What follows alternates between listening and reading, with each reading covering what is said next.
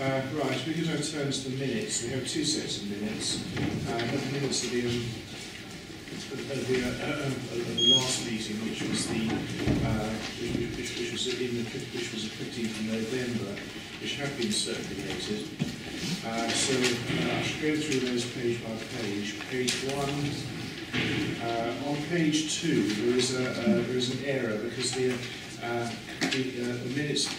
minutes that weren't available, the minutes of the previous meeting, which in November was the 18th of October, not the 13th of September, as it says on the papers.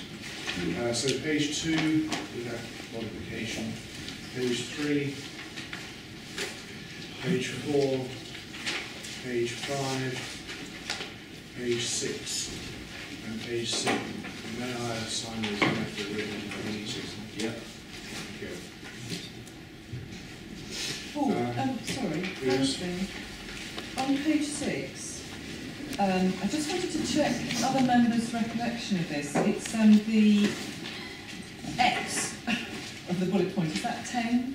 Yes. It referred to the. It was part of the discussion. It has been written as. It referred to the tree and landscaping proposals on page 156 of the agenda, asserted how foliage at the entrance of the office would block the view to both cyclists and pedestrians further.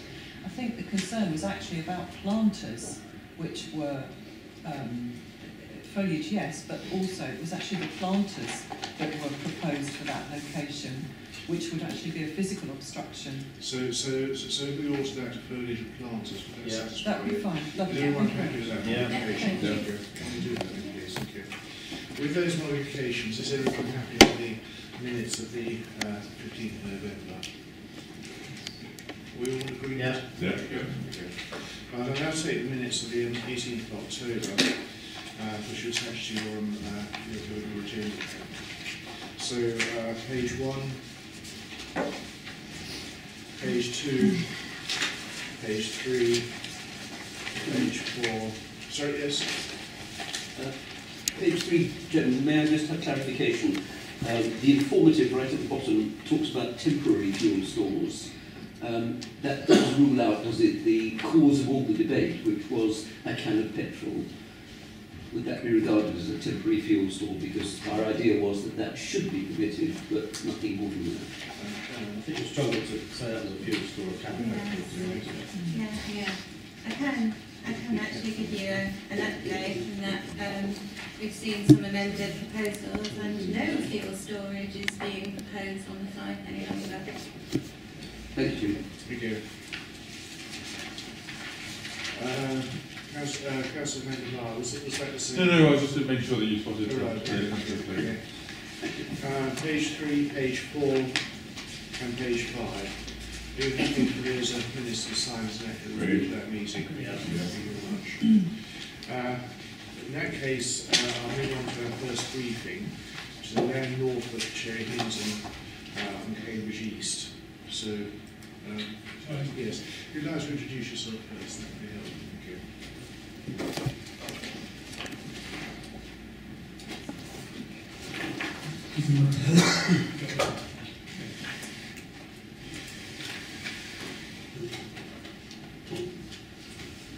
Okay, good morning everyone. My name is Richard Burson from Terence O'Rourke. I'm coordinating the master planning and design of the proposal, acting on behalf of Marshals and Endurance.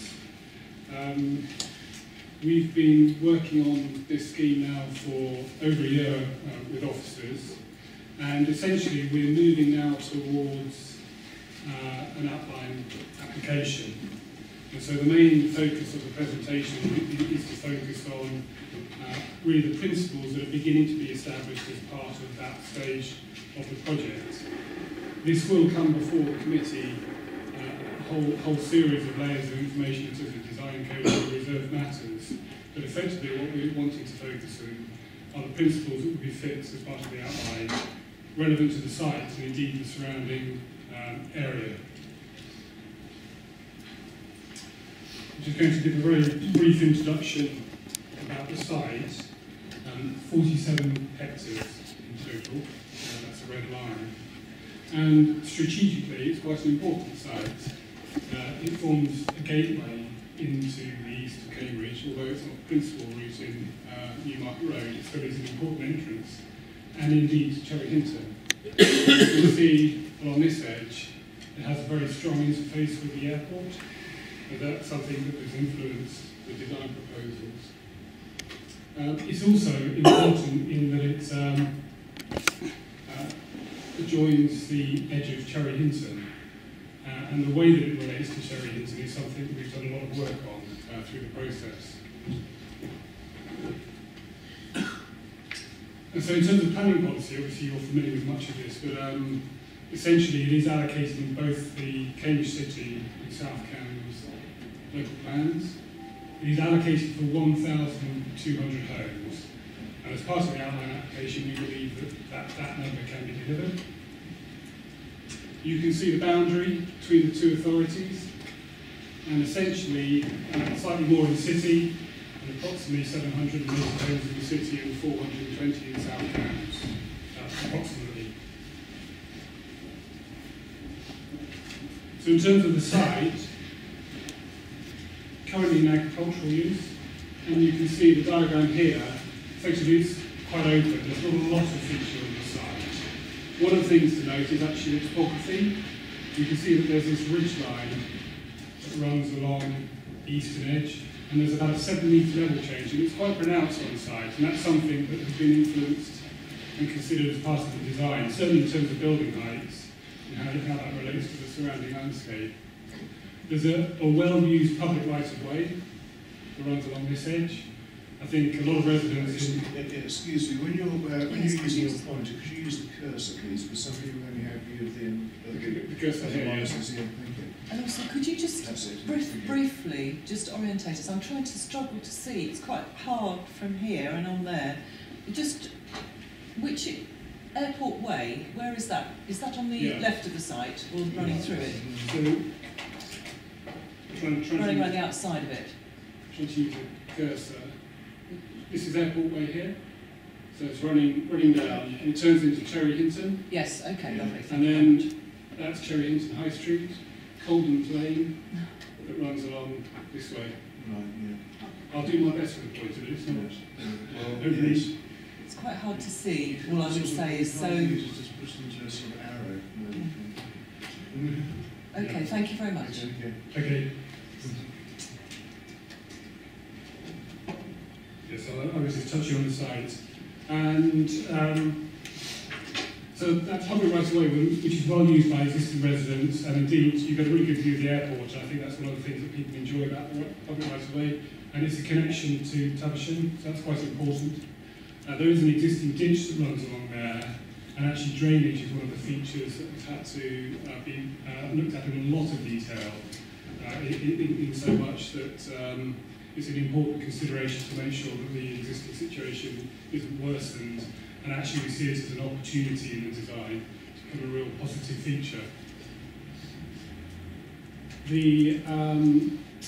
The edge between Cherry Hinton residents and the site is actually quite well treed, and that's one of the features that we're keen to keep. There's not much intervisibility, so that's an important consideration. Looking to the right, local designations, there are two designations. The first is the green belt, which you can see is the green area, and obviously the main function is maintaining separation between Cherry Hinton and Tavisham. That's a very important element that's been considered as part of the design. Along Tavisham Drive, which is just here, you can just see there's a local nature reserve. Again, that is proposed to be kept, and that's important. But you can see the rest of the site is essentially free of designations. That's not to say that there aren't constraints. Ecology is an important consideration, and what vegetation there is, there's a desire to try and keep that. There's been a lot of baseline work already done. Archaeology has been established, looked at early. You can see all the trenching that's been done. So in terms of ensuring that there aren't factors that could affect the design later on, it's been front-loaded. There's a lot of features that have been found that are of interest, nothing that needs to be kept in situ though.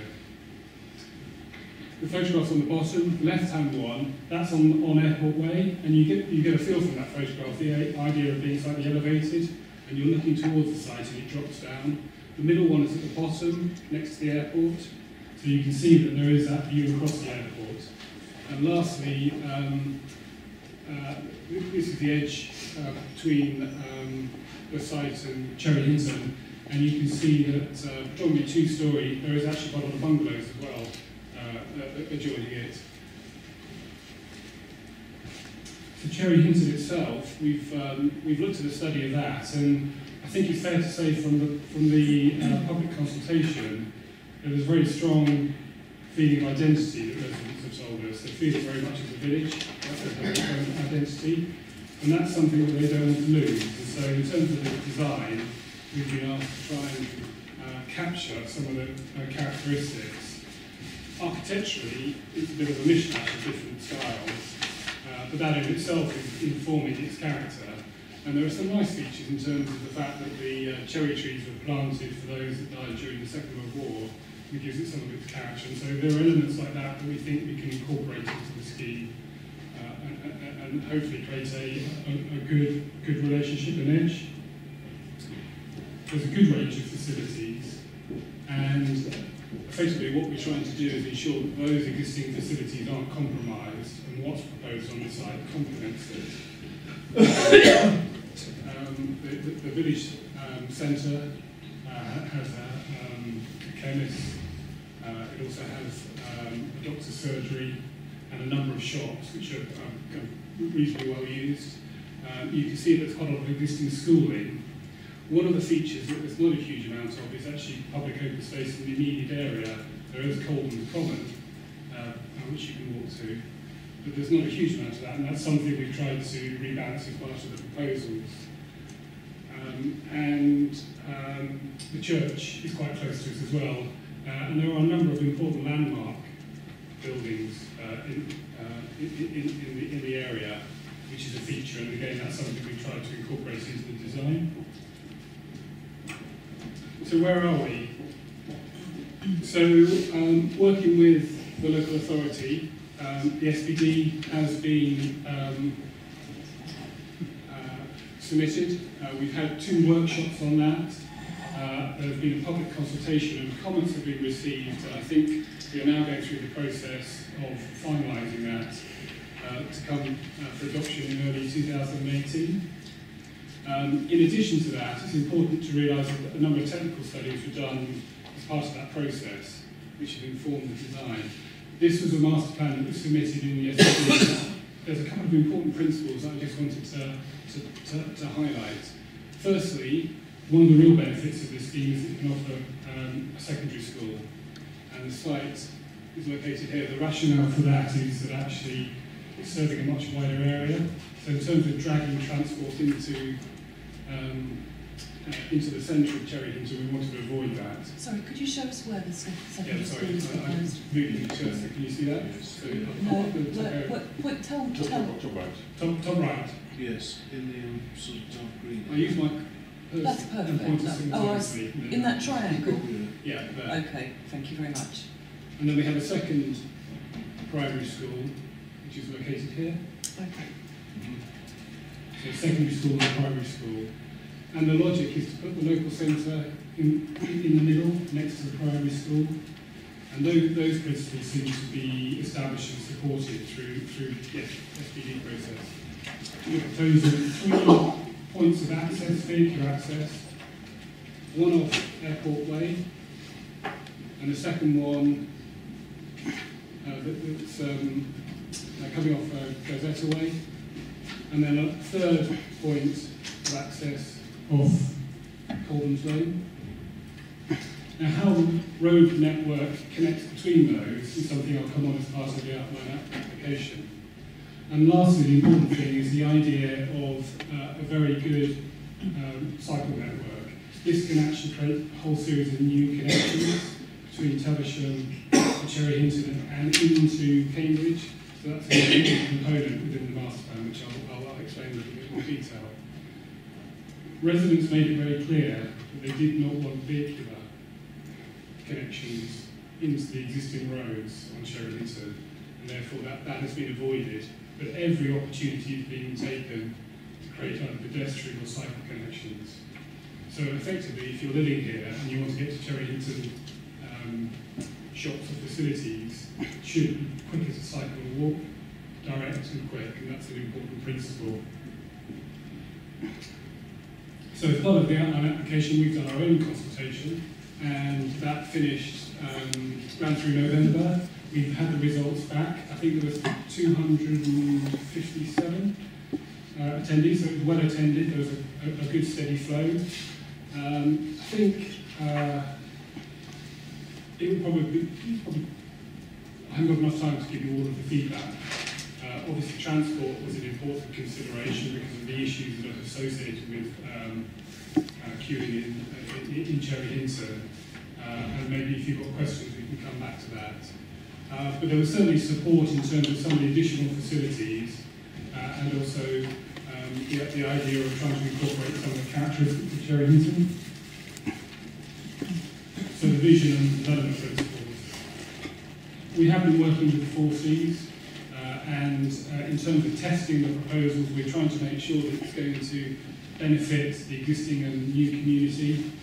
Good connections, there's an opportunity to improve new strategic cycle routes, and also improve the bus service. Character, with officers, we've looked at a lot of the developments that's recently taken place in Cambridge, and tried to work out which elements of those best suit the character of Cherry Hinton. And a vernacular is beginning to evolve, although that will not be defined as part of the outline application. And in terms of climate, certainly things like electric charging points and also the drainage design is an opportunity to really enhance the proposals. So I have actually just run through those. A good range of housing, from 1 to 4 bed, obviously in line with policy in terms of provision. But we do think that actually we can have a good, it just won't be one certain style. And certainly the way the master plan is trying to do is respond to the edge of Cherry Hinton and create an appropriate edge, which isn't overpowering.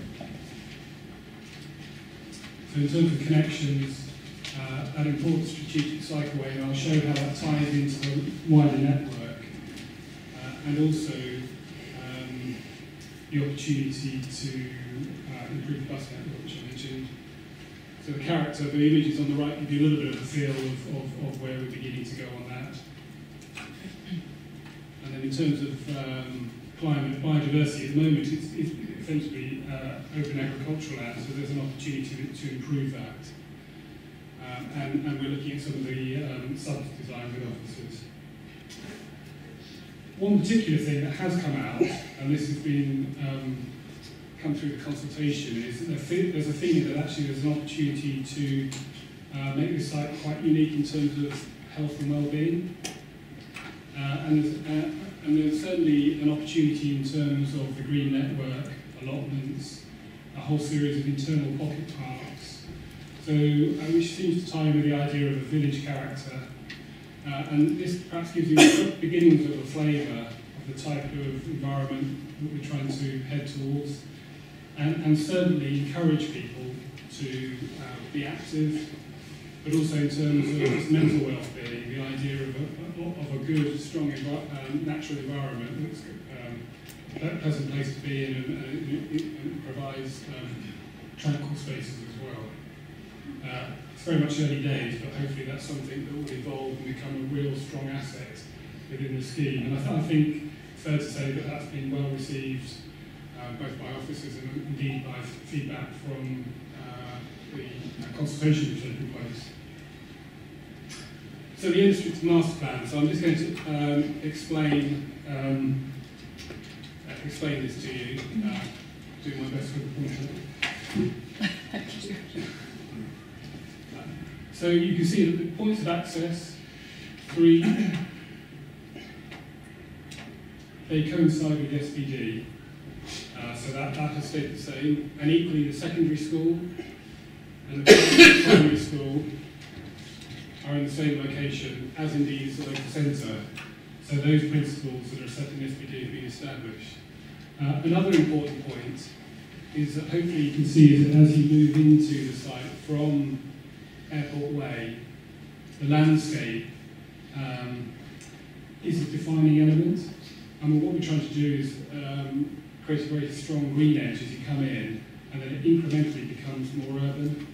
And that seems to be quite an important characteristic. And indeed, as you drive into Cherry Hinton, for those who know, there's a really nice avenue of trees that run along here. And there's no reason why we can't extend that back out into the scheme. And the built edge slowly moves away. And actually the secondary school will allow us, we think, to create a really good landscape edge. With offices, originally, most of the open space was actually on the Holiday Park, which in itself is a good principle because it's where the main segregated cycleway will be. But one of the things we've been encouraged to do, and indeed the master plan has been evolving, is the idea of dragging the landscape into the development. And that's one of the features in the southern fringe. There are certain elements that seem to work very well. So you can see, if you imagine you're living here, or here, or here, as you open your front door, there's a little pocket park. So if you've got young children, hopefully you'll go and play there with other children and get to know your immediate areas. So there's a hierarchy of spaces which works at the very local community. And then some of these more strategic spaces, actually, that's where you're going to mix between the existing and proposed communities. And so that process, we think is quite important.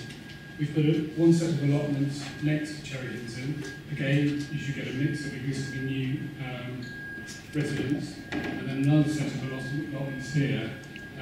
There was a comment that maybe some people from Tavish could benefit from those. And the master plan is based on a kind of deformed grid. So in terms of connections and making it a nice, legible place to walk around, that should work very well. If you imagine walking along this edge, you can see actually that it's actually broken up with a whole series of green spaces and a little orchard here, so that again that landscape soft edge is trying to be replicated within the scheme. And in terms of densities and building heights, that's where we've got the lowest building heights and densities. So predominantly two-storey. So we think that actually it would be a good marriage. We have this area of land to the north, which is Hash. There is a need for flood compensation, which is quite a technical element of the scheme, and that's being developed at the moment. As of yet, we're not quite sure how much of that space we need, and it might be that it will reduce down. But if space is required, it seems to us that there's maybe an opportunity to provide additional benefits in terms of open space. Whatever happens, there will be this strategic site connection across that area. So that area is still being developed with offices.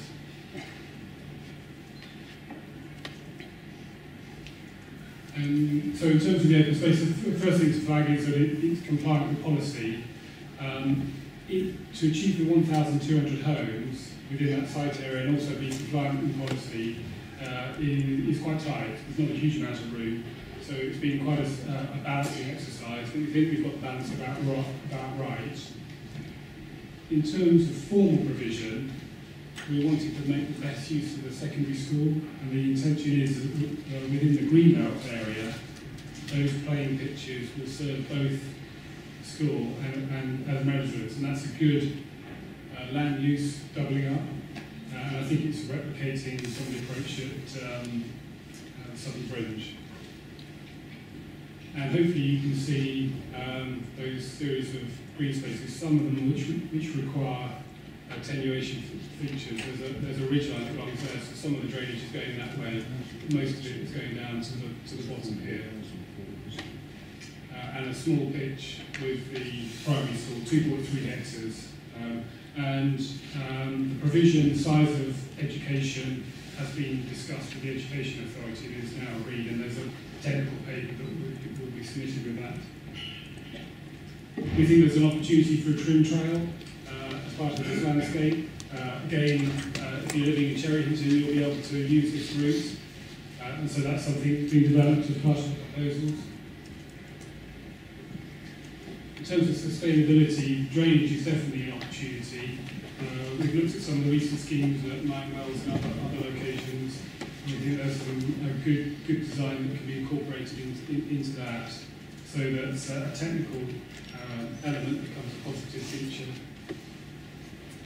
And in terms of energy in built form, there's a grading system. And what we're trying to do at the moment is make sure, as part of the outline application, the things that become fixed, like the movement network, the street network, the open space, will maximise the sustainability qualities of the scheme. And then through the design coding and indeed the reserved matters, more and more detail will come along. But there is opportunity for electrical vehicle charging points, planted swales. The drainage, we think some of that can be used for play spaces, doubling up again, making best use of land. And also, in terms of adoption, there's quite an important element to consider now. We've gone into a lot of detail about the adoption issues to make sure that principles that we think are positive don't get eroded later on. And that's an ongoing process with city officers and also South County and the county. So connections, I just wanted to flag up this because it's quite important.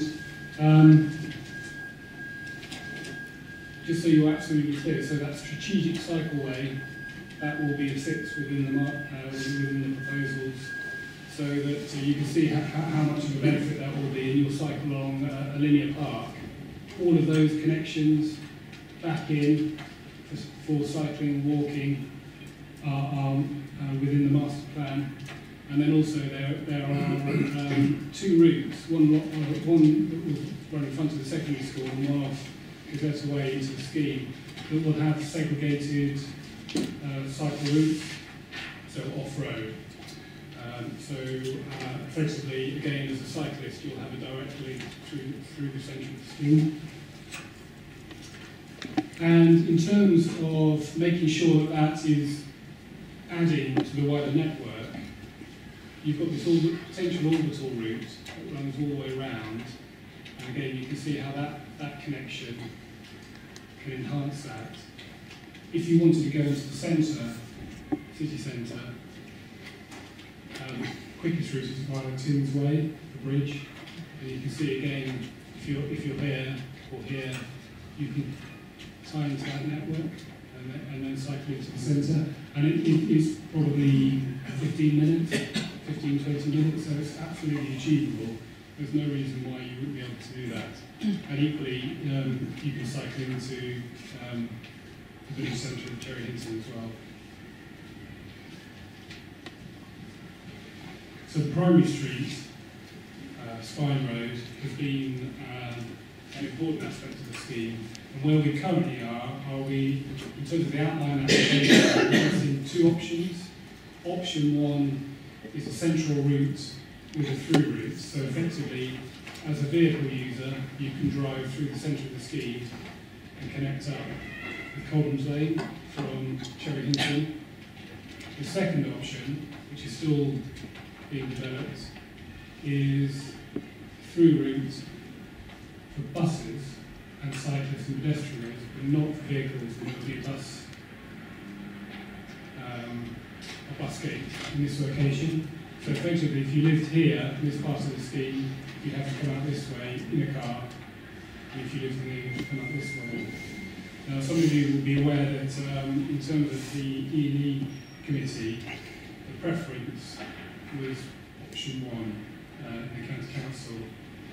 And so that was a recent committee, and that's something that we are considering at the moment. There was also a discussion about whether a perimeter route would be preferable over a internal spine road. It should be noted the policy states of spine road, so that's something we're also considering, and that may be something you want to touch on later. So the left-hand diagram would show how the design of Primary Street would work if it was a through route, and the important point to note is that you have these off-segregated cycling connection pedestrian routes either side of the road. So effectively as a cyclist, you have priority on both sides of the road and you're not on with traffic.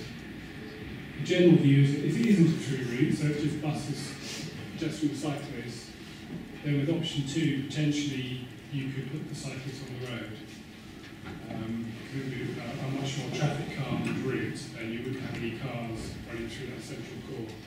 Again, this is not fixed yet. Can you say that again? You're going on that second option. Yes. So there'll be no cars. So on the second option, there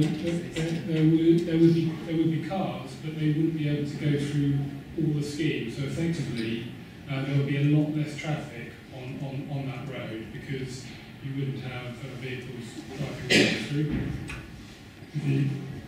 Let's go back to there. So that section that I just showed you was through there. So you could still go there on a car. You can see once you got to this point, you wouldn't be able to carry on. So potentially the volume of traffic would be reduced. Can I just ask a question then? Sorry, could you questions To the end. Yeah. I'm nearly there. This is an important diagram because what we wanted to do is just understand whether, if you're living there, what is this offering over and above the housing? And so we've tried to symbolise all the things that you could do as part of the development. And so I'm just going to flag some of those up. So we have our local centre, have a local shop. There's discussion, ongoing discussions about what else that could provide. Health has been raised, dentists, etc. But obviously we need to be conscious of existing facilities. We have a primary school. There's a secondary school. We have 2 allotments. We have a whole series of pocket parks. We think we will have good cycle routes that are prioritising cyclists, so that's off-road routes, including the orbital route along the edge. The bus routes also, one thing I didn't mention earlier is that one of the things the residents have said is that the 17 service from Tavish into the centre of the town, so not to Edinburgh, no longer runs. And there's potential that actually part of the new population that could be reintroduced.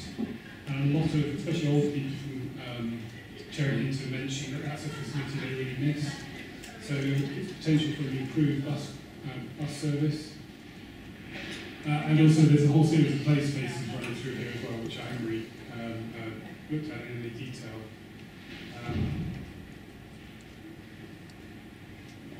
And I should say that gridded network is based on the principle of a walkable neighbourhood, which I'm sure you've heard from other schemes. And so you can see the schooling is actually quite a large component of the overall master plan. And that in combination with a local centre we think will create 2 very busy, strong civic centres in the development, which will give it a strong identity. And that's the Chobston School, secondary school on the left-hand side, which is a really good facility, and there's elements of that we think we can duplicate and use. In terms of providing homes, I mentioned that we're looking for a mix. There will be apartments on the scheme. We think those are better suited around the local centre and also near the airport, where you've got the lowest lying land. But that kind of vernacular of traditional house, perhaps reinterpreted, we think is a nice approach. And that will be developed further through the design code.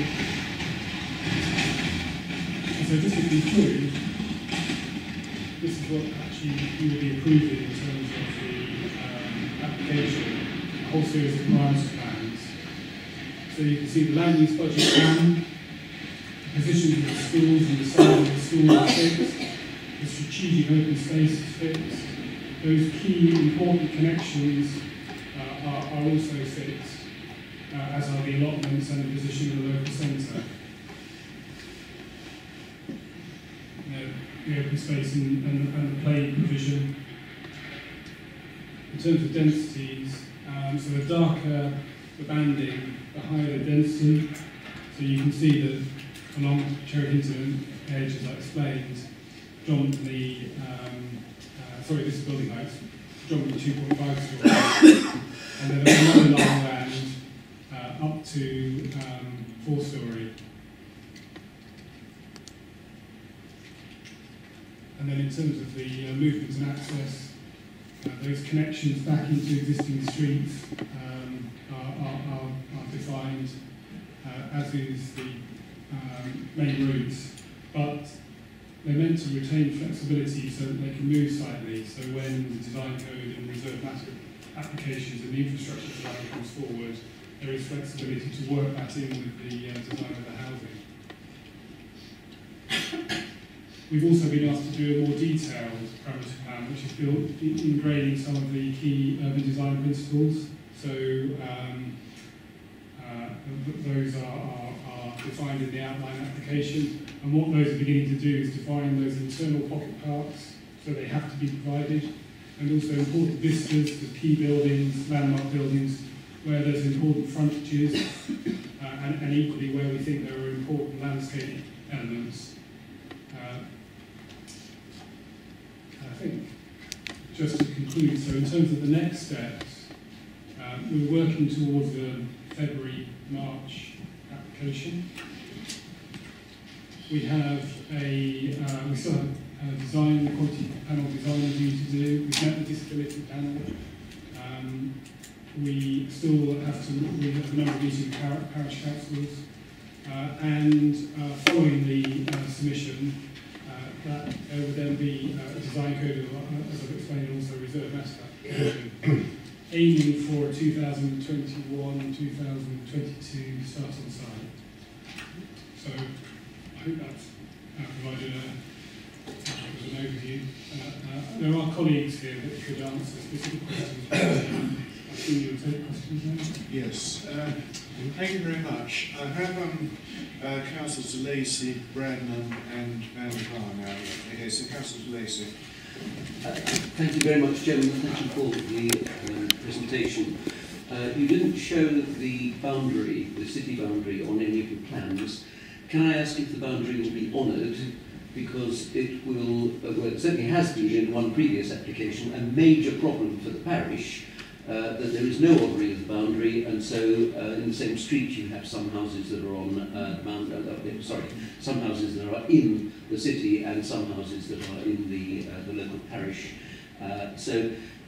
Firstly, my question is, will the boundary be honoured? And secondly, please, can you show the boundary on all the plans that we bring to this committee?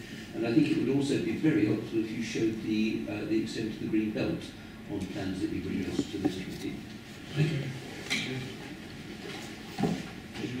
So, respond to that. yes, so this is a boundary which I showed at the beginning, but obviously we can include that on other plans as well as requested, and indeed the green belt boundary. Just to be clear, in terms of budgeting to parameter plans, I just want to make it clear that there's no built development within the green belt.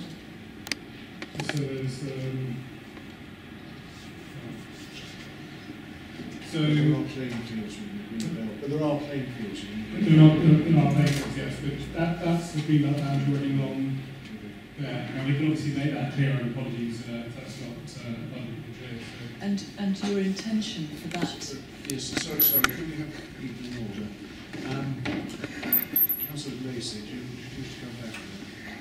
Yes, I did see the boundary plan as a single plan. My question was whether you honour that in the street design. Essentially, what we've tried to do is design the scheme so that we come up with the best arrangement in terms of all the elements that create a strong place. And so the boundary itself has not been a defining feature in how the urban form develops. I guess I would question whether or not, in terms of establishing a good place, whether actually the boundary is a logical dividing line between one approach and another, because effectively on the ground when it's built, you won't be aware of that. In terms of how that might parish boundaries. I understand there are issues with that, and that's something that can be considered. But we think it's better to think of this as a cohesive whole. And certainly once it's developed, that's what it will be perceived as. Thank you. Councillor Brown. Thank you, Chair. So, forgive me, I've got 3 questions here. One of them was on one of your plans, it might even have been this one, but on one of them it was like this, but it had an 11 in the green bit at the top, which is where you're planning drainage mitigation measures. But the wording on the plan said something like development, yeah, well, there we are. It said something like Use of land subject to ongoing discussion. yeah, exactly. And I was slightly worried, is that just going to be for drainage, or is there any plan in the future to actually build housing on there? So that's my first question. Maybe we'll take them one at a time. I can certainly clarify there's no proposal to build housing on there, because that's the green belt. Good. And the extent, the reason that we were hoping to come to a finished answer, but the reason we've hatched it is because it's not absolutely clear. We didn't want to make it clear to you that actually the extent of that land and the way that it's required, we haven't got the full answer yet, and we're having to still carry that conversation on with officers. That is something that will be resolved quickly and will be made abundantly clear as part of the outline. Okay, thank you.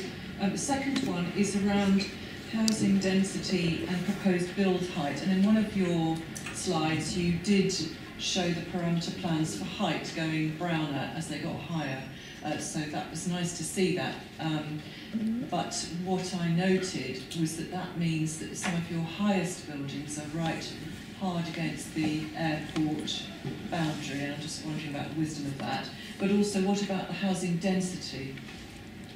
Can you give us an idea of what the density is aimed for in the developed area? Yes, as an overall, we're looking at about 42 dwellings per hectare as an overall average. And what's the min and max? I'm not sure I can give you a definitive. Would it be possible for me to confirm that afterwards? That would be lovely, thank you. Just going back to the earlier point about building heights and the response to the airport, given the scale of the site, you don't really get a feel for how much of a setback there is, but actually that linear park is 50 metres plus wide, so there is quite a good setback. It narrows as you go west. But actually, I don't know if any of you are familiar with that footpath if you walk along there. One of the responses would be to turn your back on the airport and say, we don't want an interface. But actually, it's quite a delightful space to overlook. And a lot of technical work has been looked at in terms of noise and all those issues which we can advise you on. And we think, actually, why not celebrate it? And why not use that part of the site, the lowest part, and make it a positive rather than think of it as a negative. So we think that's a good approach, and it's something that will evolve further as the design develops.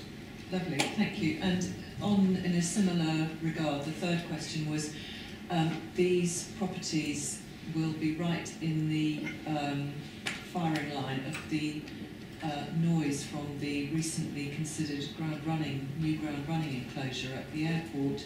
And I just wondered, had you had any interaction with the environmental health people who looked at, officers who looked at the sound generation from the new ground running enclosure proposed for Marshall's Airport? I think I might ask Richard from Marshall to explain that, because he'll be able to give you a more full answer. Thank you.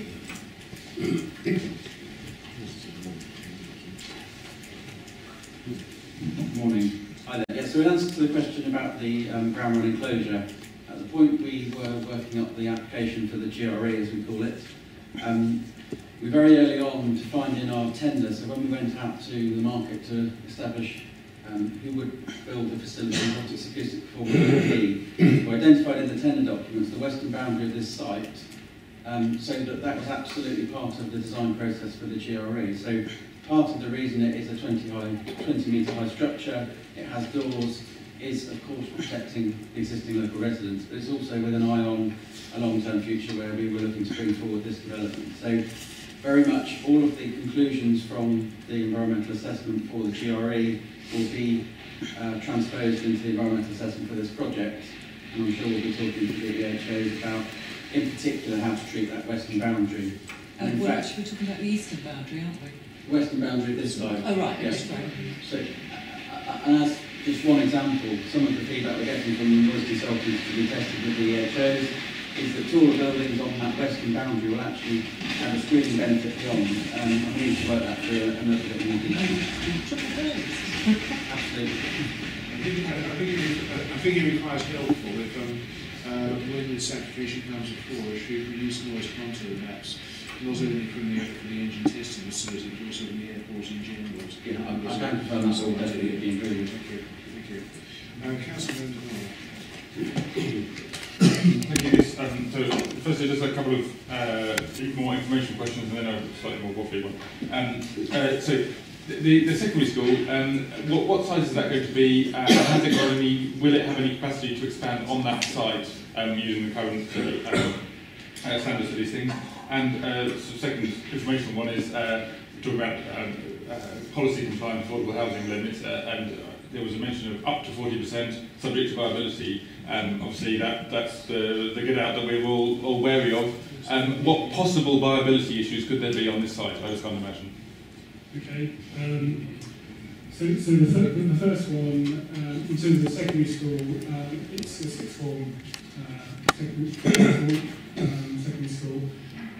We have had long conversations with the county, and that has concluded in them confirming they do not need additional capacity to expand. So effectively the site... Beyond this? Yeah, so that's currently a fixed area, so there is not provision to expand further as part of this application.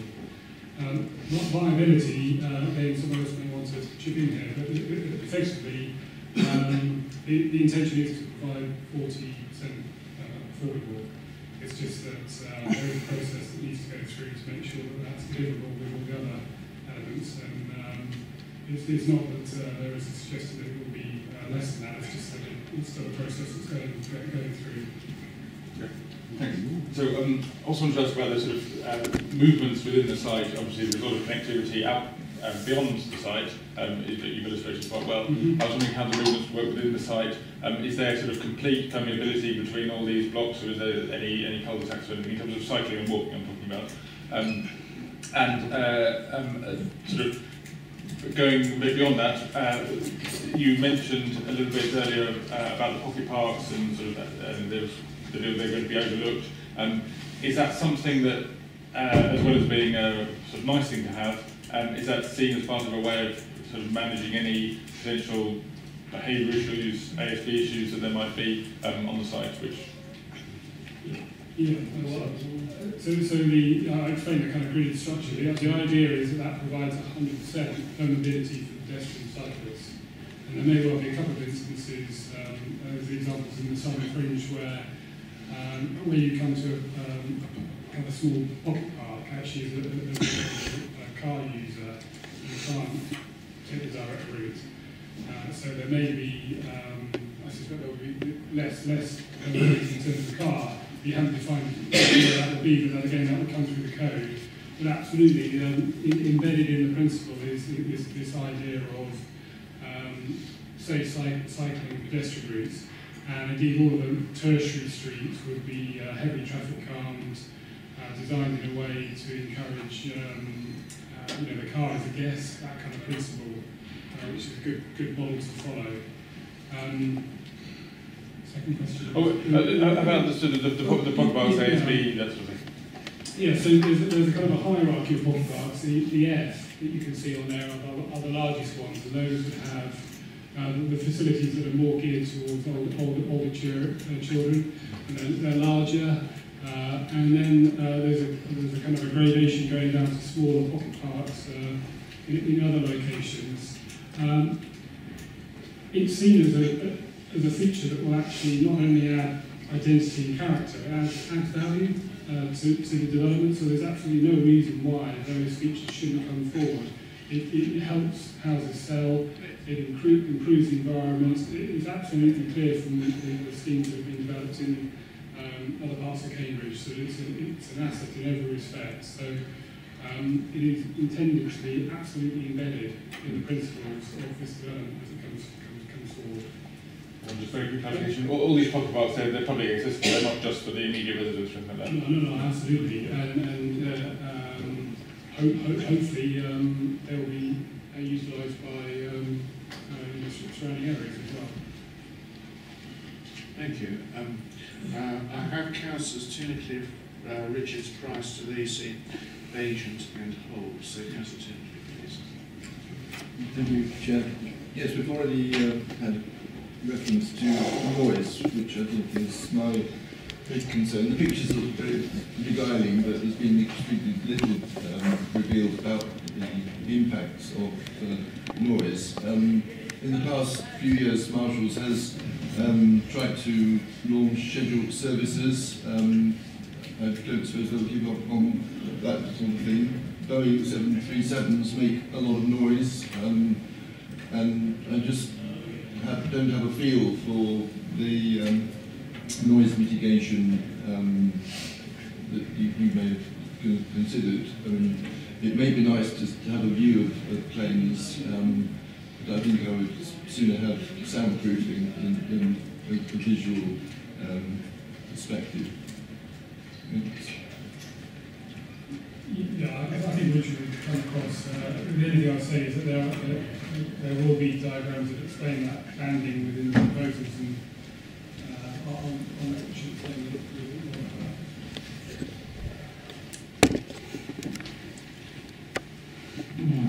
that. So in terms of noise from the airport, the comment was made about scheduled flights. Just to say on that particular point, you'll be aware, the decision was taken to remove passenger flights from the airport. The terminal has now been fully decommissioned, and we're not running any scheduled flights, and there's no intentions to. So if you would speak to, and I work for the property part of the business, as you can imagine, but if you would talk to the Chief Executive of Marshall Aerospace, he would very much see the runway as a roadway to the factory. The only reason we've recently invested £24 million in a new runway is to get aircraft into the hangars, because that's where the core business is. And obviously there's the hobby activity, for want of the best phrase, the flying clubs, flying schools, and what have you. And we, through the noise assessment, will look at the range of aircraft types that we anticipate using the airport, both now in a base year and in a future year. And working with the airport, I've had very clear steer that we anticipate fairly stable levels of movements. We're at around 20,000 movements a year. There are no plans to increase that. There are, as you say, 747s, 777s and some larger aircraft, which I think are occasional, but of course the event level noises during the takeoff or landing are quite high, so that needs to be factored into the assessment. So I suppose all I can say is to reassure you there will be noise contours, there will be lots of work. In due course, I'm sure the council will appoint an expert consultant to work with us, and it will be looked at fully.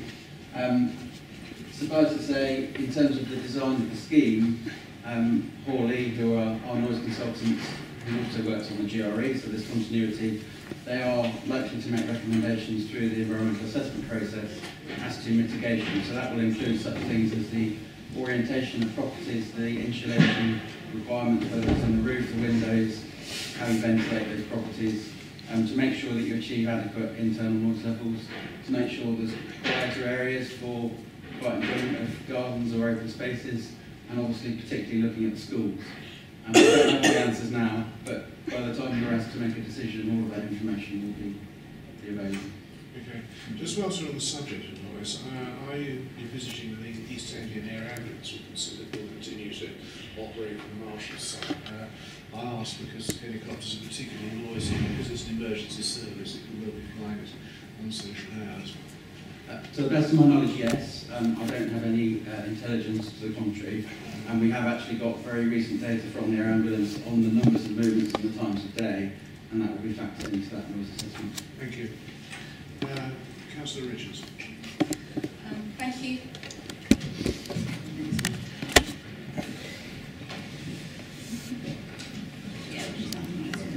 Oh, thank you. Sorry. Yeah. provision will be available in the community centre. Sort of size of rooms, would there be childcare facilities there? What kind of community activities could go on? I've also got a question on the primary school. Will that be from 3 to 11, or will it be from 5 to 11? I would like more information on the school provision and provision for children between 3 to 5. And so I wondered whether technical briefing would be available. Thank you.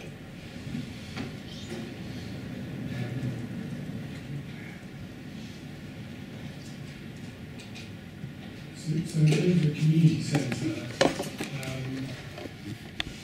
we don't have fixed proposal at the moment in terms of the outline application, other than the intention is to have a community centre.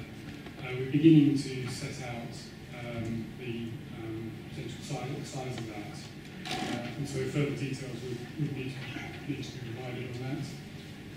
And the primary school, it's a two-form primary school. The age group, again, I don't want to proceed you in terms of that, so that's maybe something you can confirm after this briefing. I don't know if Sharon, you want to... Yes. And just going back to the community facilities, this is an outline application.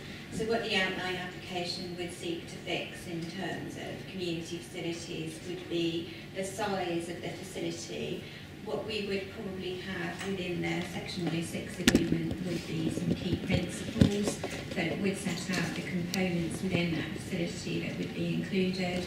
There are ongoing discussions with the local authorities in terms of the community development team at the City Council and counterparts at South Cambridgeshire in terms of looking at the needs within that area and what it would be helpful for this community facility to deliver, but without undermining the role of any of the existing facilities within Cherry Hinton and Teversham, because we have to bear in mind that there are some existing facilities, so what we're seeking to achieve is something that would be complementary to existing facilities. The third point was when the technical briefing would be available. You mentioned a technical briefing from the local authority. And you said that what I meant was that there's a technical note is setting out what's been agreed between us and the county and the local authority, and that will is currently being produced, and once that's been produced, it will be kind of embedded in the outline application. Okay, you mentioned you did use the word briefing, but thank you. Thank you, Councillor Price. Yes, thank you, Chair. A question on affordable housing has pretty much been asked, so that's okay. I was just interested in the sort of bus service bit. You said, firstly, you said talks about improving the bus service, and then said that the number 17 service that no longer runs but could be reintroduced. I'm just wondering what conversations you've had with any bus companies that will actually say that's likely to happen. Yeah, we haven't got to a position where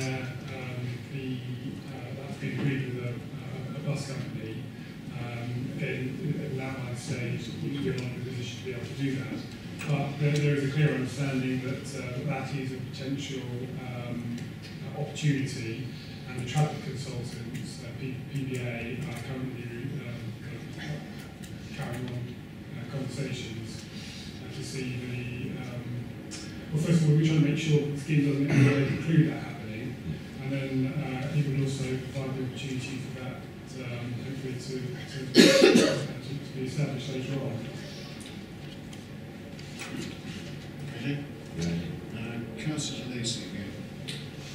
Thank you very much, Chairman.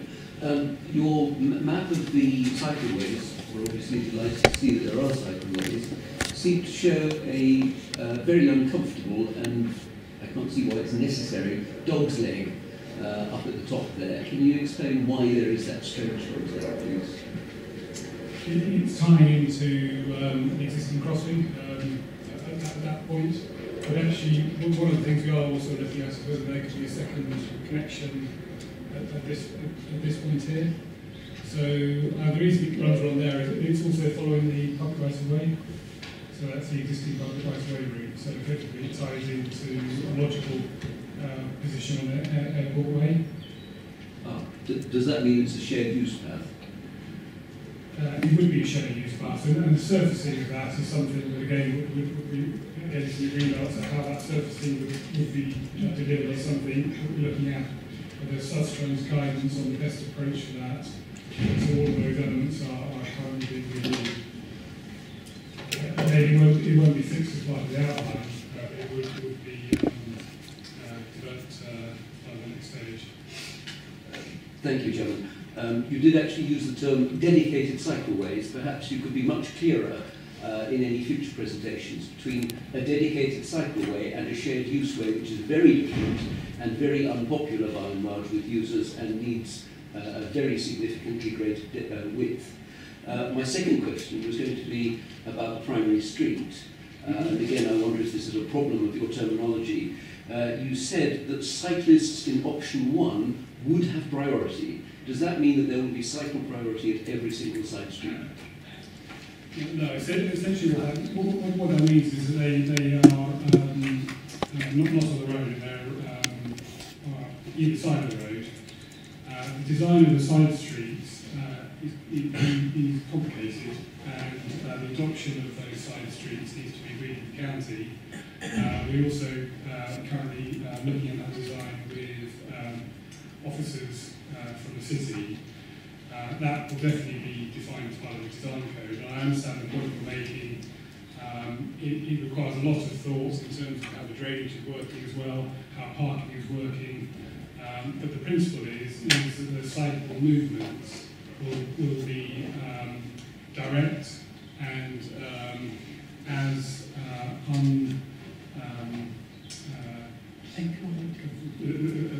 defined as quick as it can be, and will be segregated from traffic for that through route.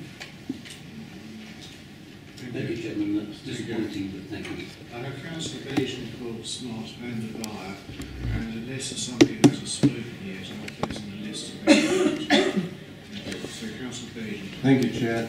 Can I dwell a bit on the pocket parks? Would it be possible for you to let us know who's going to be responsible for those? Will they be responsible by the site or by the county or city or Devonshire? I can answer that, Agent. There are ongoing discussions with the City Council Streets and Open Spaces team at the present time. The City Council has initially expressed an interest in taking on management of those open spaces, but that's subject to ongoing discussions, and that would be in relation to the development as a whole. I think I've got a couple more questions, Chair. The primary school, the catchment area for that, is it considered that that would extend as far as Romsey? And The primary school? yeah. Essentially serving the new community. That's not to say that we won't also have children from the existing area, but primary school, I don't believe its catchment extends that far. Okay, I'm interested because the local primary school in Romsey is inadequate and people have to come out of Romsey to attend a primary school, and some of them are going up to Abbey Meadows, which is probably on a par with the site that you have up there. But so the point's made, okay? Can you let us know what the mix of houses is going to be? How many flats, how many 1, 2, 3 bedroom houses? Essentially it will be based on the policy requirements. It has been agreed with the authority in terms of working out provision of open space and those elements. I haven't got it written down here, but again, that's something that we could provide to, you've got a note, we could define exactly what it is. Thank you. And the last one, there's a fire training area that is right up against the site. Is that going to remain there? Because that's an important part of Marshall's validation for their firefighters. Just to answer that question, as you'd imagine, we've acknowledged the proximity, and clearly it wouldn't be appropriate to be doing fire training that close to a nice linear path or residential or any other uses for that matter. So Discussions with the airport as it stands are that they do not have to train the fire crew on site. So we are, so in order to satisfy CAA requirements, they can train at third-party locations. So to go to another airport where they have dedicated training facilities. As it stands, we've got sort of provisional discussions ongoing, but we are minded through a Section 106 to commit to ceasing use of the fire training ground. And current anticipation is that training would take place somewhere else. Chair, can I clear some sort of interest, because I used to validate the firefighters at Marshall's Airport. I don't see that that's a very practical answer. Marshall's undertook to build that site to train their firefighters on. They have a number of firefighters. How could they can't send them off the airport to train when they're on duty, so I don't see how that would work. In fact, I think I can't speak for the airport because I don't act or work for the airport. I'm here with a development hat on. We can take that question away. But my understanding is, and have direct feedback from the airport general manager Nathan Deverill, that it is possible and practical to do so. And I think they've been having discussions with Durham Tees as an option. But I'm not in a position to say anything further. Yes, I think we're beginning to stray away a bit from the actual planning applications. This is really an operational matter for marshals to sort out themselves, I think. Do you have any further questions? No. So, Councillor Hall, please. One of the slides mentioned elderly housing, but there was no further reference to what provision or what thought had been given to that. I'd like to know. Housing for the elderly? Yeah. Yes, living old housing. So the application is not being specific about what we provided, but it is allowing for the option of extra care or some type of residential accommodation for the elderly to come forward, and that's something that is allowed for as part of the outline application. So it's not being fixed at this point, but equally it's not being ruled out, and it's certainly actively being looked at the moment as whether that could be an ingredient of the new community. Thank you. Councillor Smart. Thanks very much for the presentation. Very nice. Looks like something you didn't look up last night, so it's a shame it's not online already, so that the member of the public here today that's mediating this meeting to more members of the public doesn't need to take photos of the screen, can feel confident that the information contained therein is a public document and is available, I presume. There is a website now, and we can certainly, some of the information... Rhetorical question, really. So, yeah. So moving on, planes, trains and automobiles, I guess. So, although I don't know about the middle one, maybe the mayor is tunneling and land routes of Cambridge, I'm not sure. But in terms of planes and the rest, I'm a reserve on this committee, and I've asked about the decibels from the GRE, is it called? And I was told I would be told. Then at another meeting I reserved in that, I wasn't told. So I'd be interested to know if you could say today, as you're here, what the maximum number of decibels that a resident will experience from your thing, because I think that we need to know that. And then, more importantly, because I'm the councillor for cycling in the city, about cycling and transport generally, I was interested to hear about your bus gate, which I know sort of relates to other parts of Europe where vehicles can't travel through cities, so there's no through movement. That's probably a good thing. Obviously, vehicle users are very creative and can find ways round these things. So I'm just keen to know that you've thought that through, and just relating that to cycleways and such like, and car use. It seems very much like your presentation relates to current use of vehicles and how you travel around, rather than say 10 or 20 years in the future. So what I mean by that is already in London, UPS are trialling electric bicycles that carry 200 kilograms quite big vehicles, a bit like a white man van, but on a bicycle with a big box on the back. So have you thought through that use of potential cycleways that would, move movements from roads to cycleways? And so really what I'm asking, what's your belief system? What sort of high-level thought have you given to how you plan for vehicular movements through this site that can then inform changes in the future? I can't think of all the things that are going to be invented in the next 5, 10, 20 years.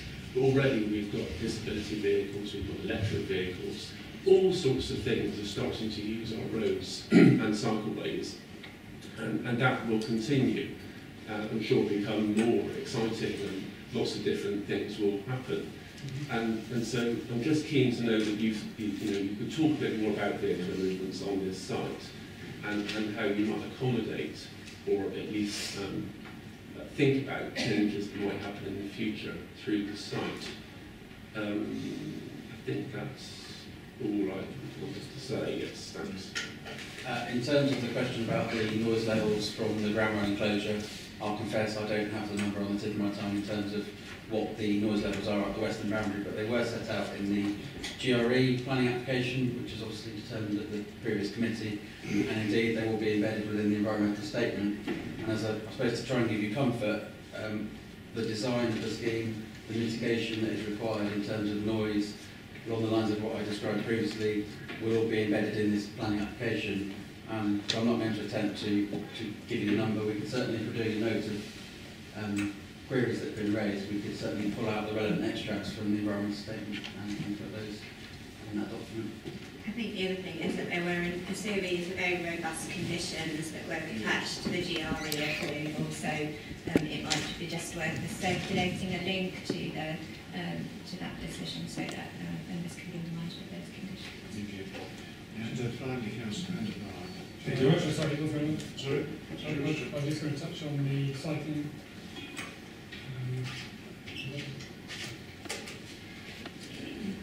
You raised a lot of points there, many of them very valid, and trying to look into the future is obviously difficult. That's what a master plan is for. And essentially what we're trying to do is ensure that the proposals as they currently stand are not precluding those opportunities coming forward in the future. You're right, in the continent, the idea of commuting on an electric bike is becoming a real a norm, and we don't think there's anything that's being submitted as part of this application that will preclude that people having that opportunity. I met with a disability panel just a couple of weeks ago, and actually they were pushing for a lot more parking because they have problems with elderly people with not having enough parking and having to have large parking spaces. So there's a whole host of issues in terms of how people are using their houses and how they're getting around that need to be considered as part of the master plan. And many of those elements we think will be developed further through the design code and the reserve matters. But the outline application that we think is coming before you has got a good, robust movement network that maximises the potential for those types of enhancements and changes to occur. Essentially, I can't give you a definitive answer about some of the things you raised. Certainly, it's something we will go away and consider in more detail because I think you've raised a whole series of very important points. I don't know if that's. Thank you. And Councillor Vanderbilt. The first quick point is that this is a public meeting, formal public meeting, so I would assume that this is available. I mean, there's no issues with this being available publicly. Okay, that was a key discussion. So our previous discussion about pocket parks has raised an interesting discussion on Twitter, which prompted me to come back to you about it, raising some of the issues that I've not really thought about much myself.